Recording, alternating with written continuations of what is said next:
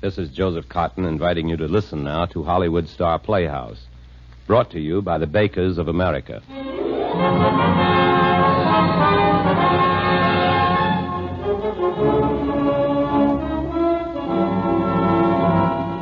Hollywood Star Playhouse. 30 minutes of mystery, thrills, drama by Hollywood's finest writers featuring Hollywood's top stars. Brought to you by the Bakers of America through the cooperation of your baker. Hello there, this is Wendell Niles. In a moment, we'll bring you Act One of today's transcribed story, The 10th Planet, starring Mr. Joseph Cotton. Did you know that 40 to 50 years ago, most of our women baked their bread at home? That's right. But today, fine, fresh bread is readily available every shopping day. But this has been made possible only because of the development of large-scale methods of baking, because of hundreds of baking plants throughout the nation, and because of fast, modern means of bread distribution. So, 95% of the 40 million loaves of bread we Americans eat every day is supplied by our bakers. And in addition to bread, who but our bakers could turn out such a varied assortment of delicious bakery foods? Yes, for variety, convenience, economy, for nutritious, good eating, you can depend on the Bakers of America to help you serve better meals through bakery foods. And now, Act One of The 10th Planet, starring Mr. Joseph Cotton.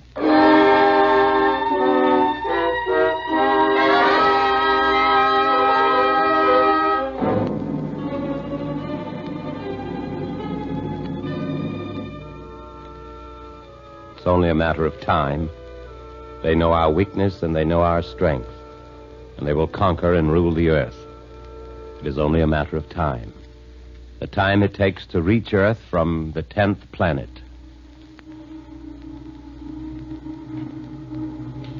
My name is Walker. My home is in California, North American continent, planet Earth. I'm writing this in a room deep inside a spaceship approximately 4.5 million miles from Earth. On Earth, I was a teacher of mathematics. Among the others seated about me are a doctor, an accountant, a judge, an actor, a machinist, a farmer. The list is a long one. There are men of various nationalities who, one by one, disappeared off the face of the Earth. They're men who are being taken to the 10th planet.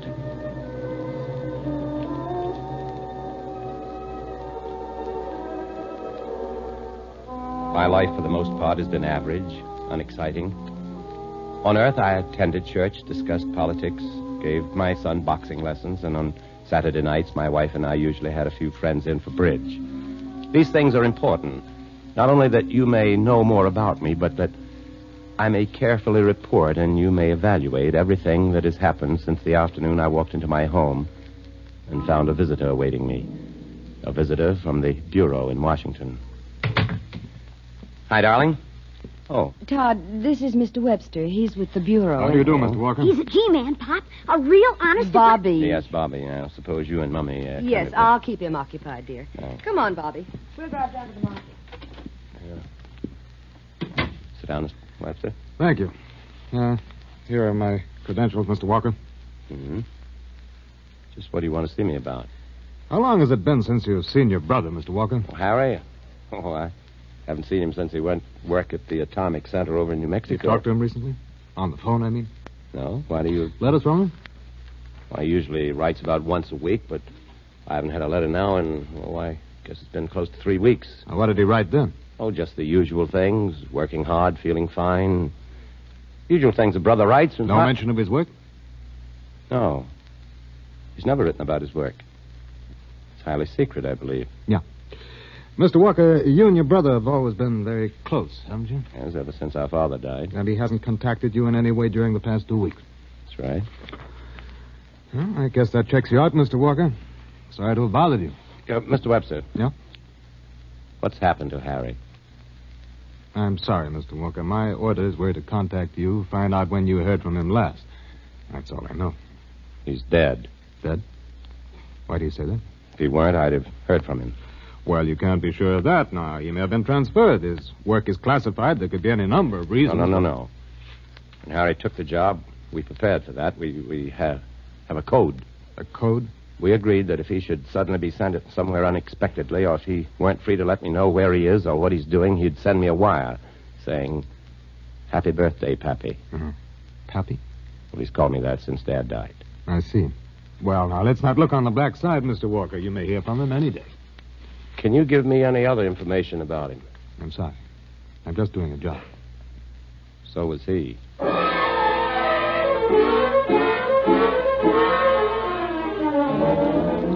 Webster was barely out of the house when I was on the phone.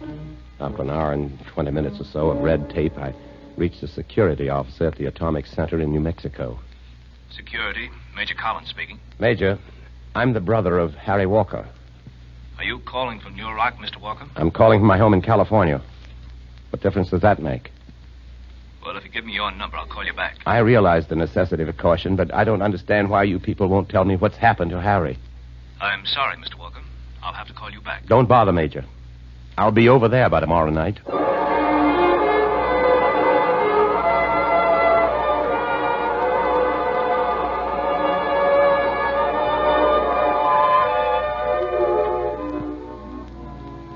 The heat was rising off the asphalt-covered street as I drove through the small desert town of Luroc.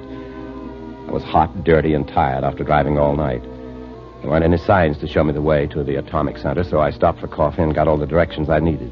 45 minutes later, I was in a small frame building, a kind of sentry post, waiting for Major Collins. Sorry to keep you waiting, Mr. Walker. Major Collins? Yes. I had to stop inside to pick up your brother's personal file. Before we say anything else, I have a few questions I'd like to ask you. You have questions to ask me? Please, Mr. Walker, sit down and let me answer. Well, what's that? Just a routine test. Now then, according to this file, Harry Walker's nearest living relative is his brother, Todd Walker. What is your wife's maiden name, Mr. Walker? Miller. Jean Miller. The birth date of your son? April 12th, 1941. Your grandfather's birthplace? England. I believe Ipswich. Not too sure. Now, look here, Major. Just a few more, Mr. Walker. What was the name of the family that lived next door to you in 1933? 33, well, we lived in Adamsville then. Well, there was a girl. Her father was a minister. Don't remember their name, though. What happened to a dog you owned called Spot? Well, Spot was killed. He fell down a flight of cement stairs. I was only 10 years old when that happened. Now, Major Collins... Here's your pass. Now, if you come with me, Mr. Walker, I'll tell you everything we know about the disappearance of your brother. Before I had a chance to say anything else, before I could think of anything else to say, we were beyond the two sentry posts, through the great steel gate, and inside the restricted area of the Atomic Center.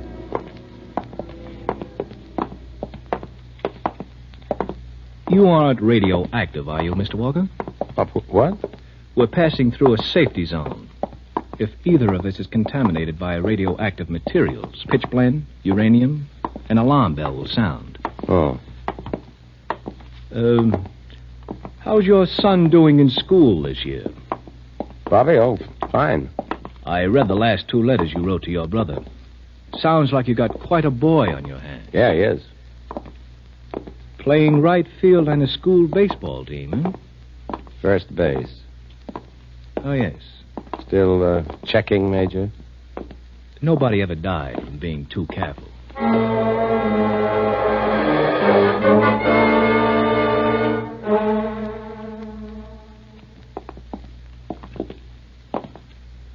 Now, this was your brother's room.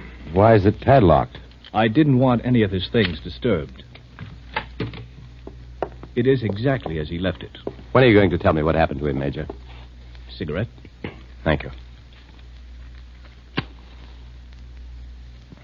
3 weeks ago today, at about 8 in the evening, your brother was seen to leave this room and enter the area outside. He appeared to be on his way to the mess hall for supper. He never arrived there. Where'd he go? We don't know. What? All we do know is that about 50 yards from this building, he was accosted by a man wearing a heavy trench coat. Trench coat in this heat? He stopped and talked to this man. That's the last time he was seen. Well, who was the man in the trench coat? We haven't been able to identify him. Culver, one of your brother's friends here, saw them together. He heard the man call your brother by name, and he heard your brother mention the word target several times. Target? This is just the way Harry left the room, huh? Yes. Be careful about touching things, please. Oh. There's his suits and shirts, billfold, wristwatch. All of his things are here. Everything. Even his pass and identification papers. Everything but the clothes on his back. What's this piece of rock here on the desk? Paperweight? I suppose so. It's heavier than it looks. Probably something he was working with. I can arrange for you to take his personal things in a day or two, Mr. Walker. Thanks. Well, you certainly can't suspect him of deserting. We never did.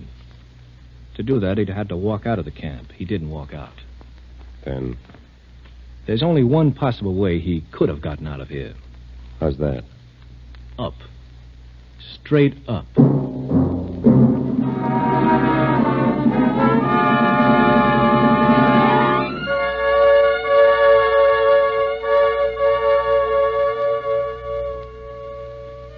We left the room soon after that and started down the stairs.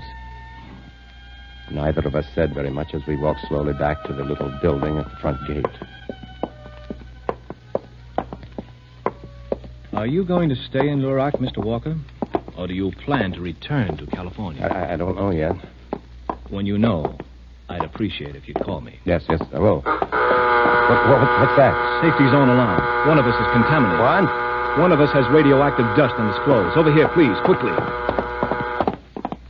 All right, Mr. Walker. I'll step out into the zone first.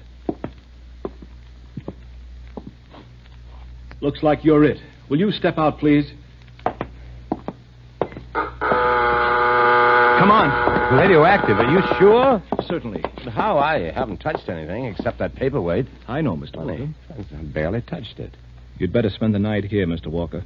By the time the boys in the decontamination room get through with you, it'll be quite late. Thanks. Incidentally, I've made up my mind. Yes? I'm going to stay in Lurak.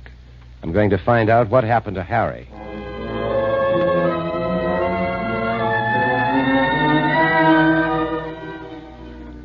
Next morning, I drove back to town and called on a real estate agent. He knew of an adobe house for rent just off the highway, about 5 miles from the atomic center, and I took it sight unseen.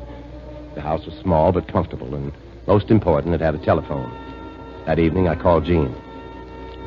Todd. Oh, it's good to hear your voice. When are you coming home?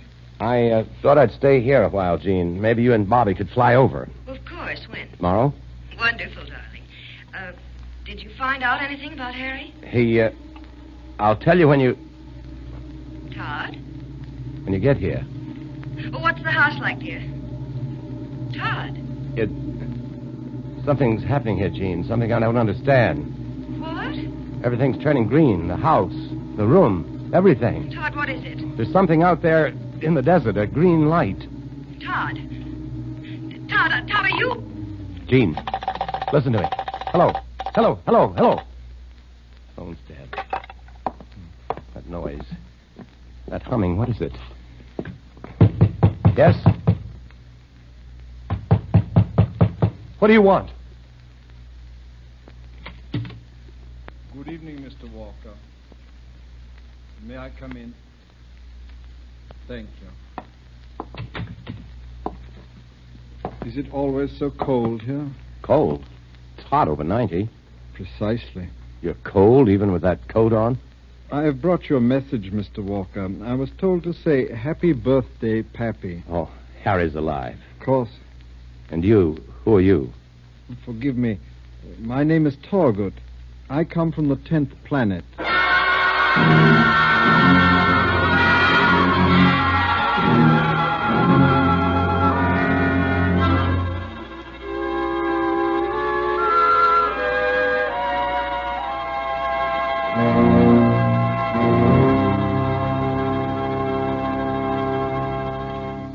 We'll return for Act 2 of The 10th Planet, starring Mr. Joseph Cotton in a moment. Mother, remember the days when you were a schoolgirl? And remember the sort of things you ate for your school lunches? Perhaps you'd say, why, I ate just about what I serve my own youngsters each day. Well, Mother, there's a big, important difference in bread today. Yes, it's a fairly safe bet you're serving your children enriched bread. Bread enriched with wonderful health-giving vitamins. And it's mighty important, Mother, that you serve your children plenty of enriched bread, not only for their school lunches, but for every other meal of the day. Children need the thiamine, the riboflavin, and the niacin contained in enriched bread. Those vitamins are necessary elements children need to give them good, healthy appetites. Elements to help keep them bright and alert all day long. And they also need the iron, which is added to enriched bread to help them build good red blood. Maybe you think of bread as just one food. Well, bread is more than that. It's lots of good foods in one. Yes, there's flour and milk, sugar and shortening, and yeast and salt. They contain protein, calcium, and calories. Then when the bakers add precious vitamins and minerals, well, you can see why bread is known as our most important food. And that's why we say bread supplies lots of food for so very little cost. So, Mother, help keep your children healthy and happy. Serve enriched bread at each meal every day. And next time you visit your food store, look for the word enriched on the wrapper of the bread you buy. And now, Act 2 of The 10th Planet, starring Mr. Joseph Cotton. My heart was pounding like a voodoo drum. I didn't want to believe what I'd heard. Talk of flying saucers, spaceships, interplanetary travel. This wasn't for me. I was a professor of mathematics, a logical man. And yet, there I was in a rented adobe house in the middle of the desert talking to a man who had calmly announced in a manner that made me believe him that he came from an unknown planet somewhere in the Earth's solar system. The 10th planet. In talking to Earthmen, I find that to be the most simple designation. But there are only 9 planets in our solar system. You are mistaken. But the scientists... Are mistaken. I see. You say you've seen my brother recently. Yes. Where is he? With us. He's all right? Unharmed? In perfect physical condition and very happy. In fact, only one thing could make him happier. Yeah? Sit down, Mr. Walker. My time is limited, and I have much to say.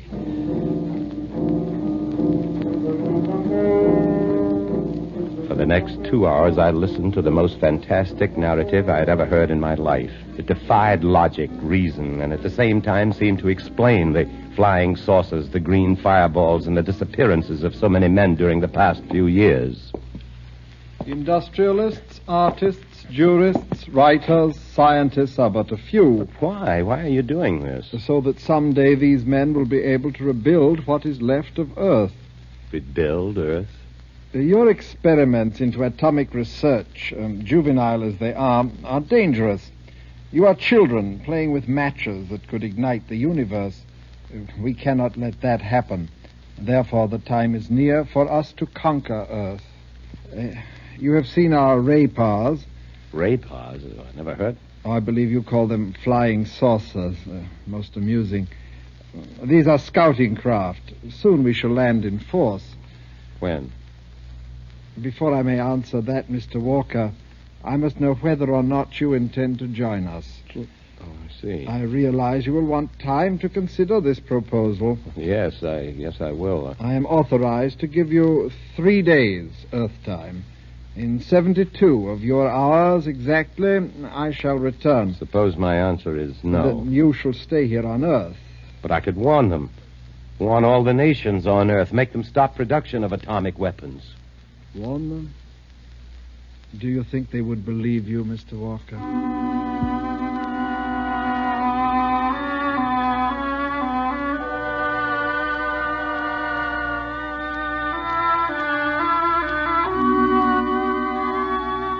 All right, Todd. Do you want to tell me now about Harry? Harry's safe. He's fine. Well, that's a relief. You hadn't mentioned him all day, so I thought... Well, Todd, where is he? On the 10th planet. Oh, darling, stop joking. I'm serious. So am I. Deadly serious. Jean, listen to me. Listen. And remember that I've never been more serious about anything in my life.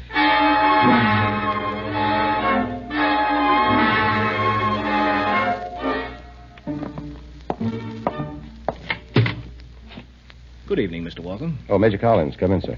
Sorry to disturb you at this time of night, Mr. Walker, but we've been very busy at the research center, and I didn't want to think I'd forgotten about you. Well, it's kind of you to take such an interest, Major, but, well, to be honest, I don't think we'll be around much longer. Oh? Have you had some word from your brother, Harry? No, not exactly, but... Well, under the circumstances, there doesn't seem to be much point in staying here. I'm sure you people do everything you can to find him. Mr. Walker, are you sure you haven't heard from your brother? I have neither seen nor talked to my brother. I ask if you've heard from him. Yes, I have heard of him. Mr. Walker, as a citizen, it's your duty to turn any information you may have over to me. You wouldn't believe my information, Major. Well, suppose you let me be the judge of that. All right. I've received a message from Harry. Where is he? On the 10th planet. What? He is on the 10th planet. Mr. Walker, this is no I'm time perfectly serious, Major. I told you you wouldn't believe me. I see. And that's all you have to tell me? One thing more. The inhabitants of that planet are going to conquer this Earth. With rocket ships and ray guns, I presume. Mr. Walker, I'll ask you once more. Where is your brother? I've told you. You leave me no choice, Mr. Walker. I shall have to report the fact that you are withholding vital information. Good night.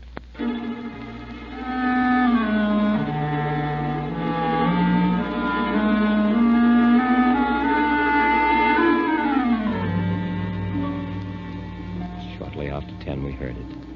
And again the desert and the room, everything turned that strange metallic green.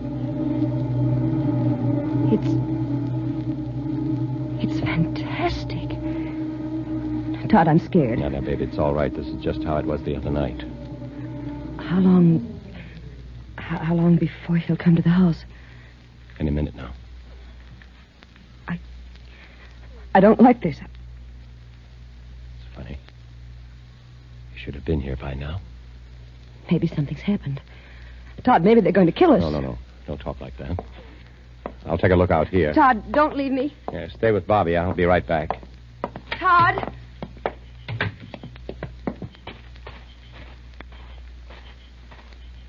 Good evening, Sure. Mr. Walker. Talk it. We've been waiting inside for you. Yes, I know. Have you reached your decision, Mr. Walker? Yes, we have. We're going to go with you. We? My wife and son, we're all packed. I'm afraid you misunderstood my original proposal, Mr. Walker. What? My offer to you did not include your wife and son. It took me only a second to realize what this meant, and then I turned and ran as fast as I could. Suddenly, in that moment, I was a man of Earth with a wife and child, and I had no intention of leaving them. Jean! Yes, dear, what? Get your things, hurry.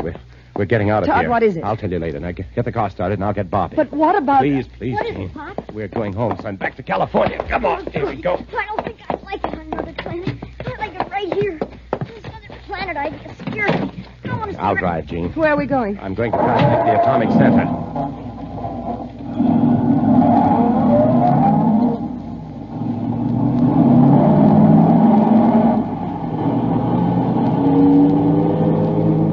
I looked back through the rearview mirror and breathed easier. The night was moonlit, pure golden moonlight. It wasn't green anymore, and when we reached the highway, I was sure we'd make it. Darling, what is it? I don't know. Gas is all right.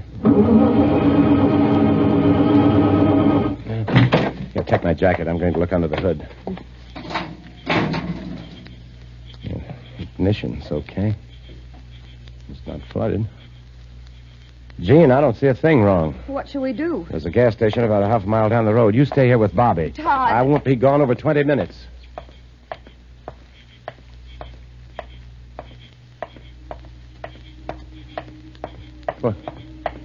What is it?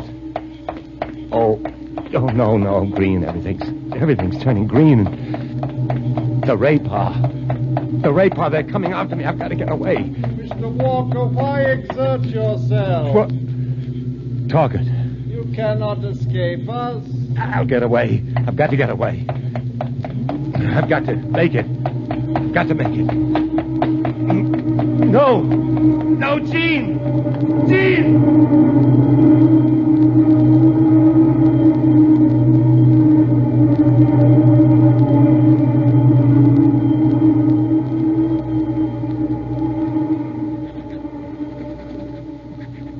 I'm positive that Earth as we know it is doomed. There's only one slim chance.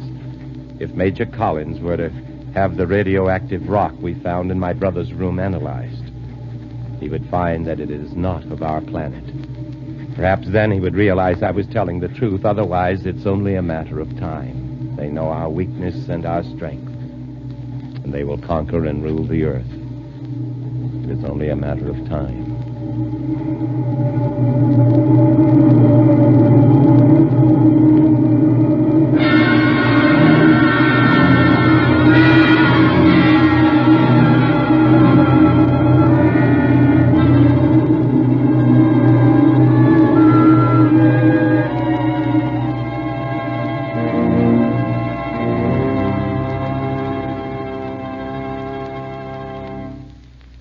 Thanks, Joe. And if my voice seems a bit shaky, it's because you've given us something to think about. Wendell, I really don't think there's a word of truth in this flying saucer business. The other day, I read a statement by a man who runs an airline. He said that 20% of his pilots had never even seen a flying saucer. Oh, by the way, my thanks to Joan Banks and Richard Beale, Ben Wright, Peter Leeds, and Hans Conried, whose performance, you might say, was out of this world. Thanks again, Joe.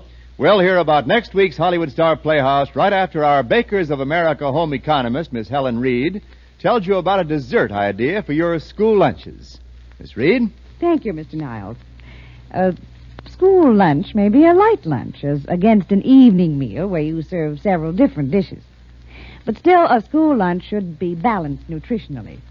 That's why a dessert for lunch is just as essential as for a bigger, heavier meal. But what could be simpler for you to serve or more enjoyable and tasty for your children than cupcakes? Now, you can get either the frosted devil's food cupcakes or the frosted white cupcakes in the bakery department of your food store. You'll find them all neatly wrapped to keep them fresh for several days. And each package usually contains 2 or perhaps 3 generous-sized cupcakes. You might get several packages next time you shop for food. And if your children carry their lunch to school, you'll find cupcakes fit into a lunchbox very nicely.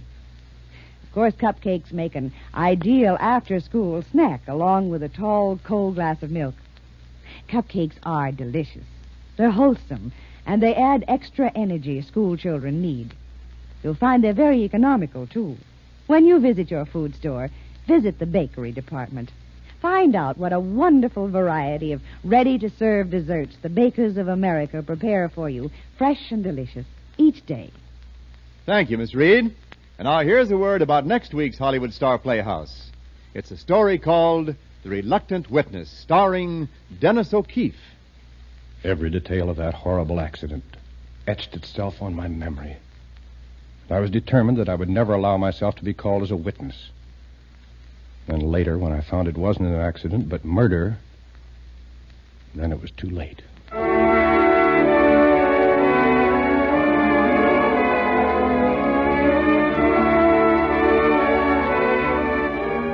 Joseph Cotton can currently be seen in the Universal International Technicolor production Untamed Frontier. Tonight's transcribed story was written for Mr. Cotton by Charlie Smith and Ralph Rose. The entire production is under the direction of Jack Johnstone.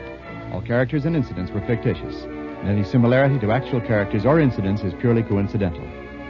This is Wendell Niles speaking for the Bakers of America with an invitation to be with us again next Sunday for Hollywood Star Playhouse. Enjoy another half hour of fine dramatic entertainment brought to you direct from Hollywood by the Bakers of America, who are helping you serve better meals through bakery foods.